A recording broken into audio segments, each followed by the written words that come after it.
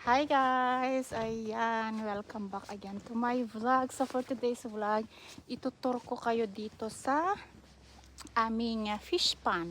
May fish pan kami dito sa Norway. Yan, made of snow. So dahil pa-lunch na, kukuha tayo ng ano ba ito, ng lunch natin. So tingnan natin kung anong isda ang laman ng aming fish pan. Tara, aray ko, samahan nyo ko. So yan, yan yung boat dito sa side ng bahay. Yan yung ginagamit namin pag nagfi-fishing kami. Ayan. So tara, puntahan natin yung fish pan natin dito. Si Happy. Aray ko, ang lalim kasi ng snow.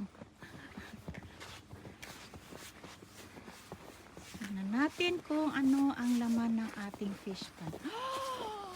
Tingnan nyo guys. Wow.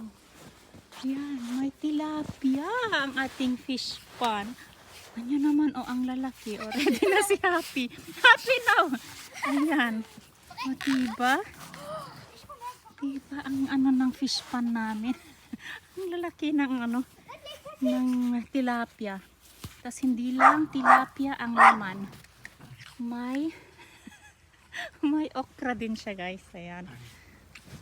Kompleto Ito din. May sili. Pa ang naman tong fish pan namin. Ayan, meron pa dito.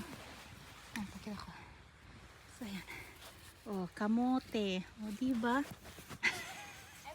Kompleto rekado. Yeah. Ang aming fish pan. So kunin natin to. Mga isda para may lunch tayo. Ayan.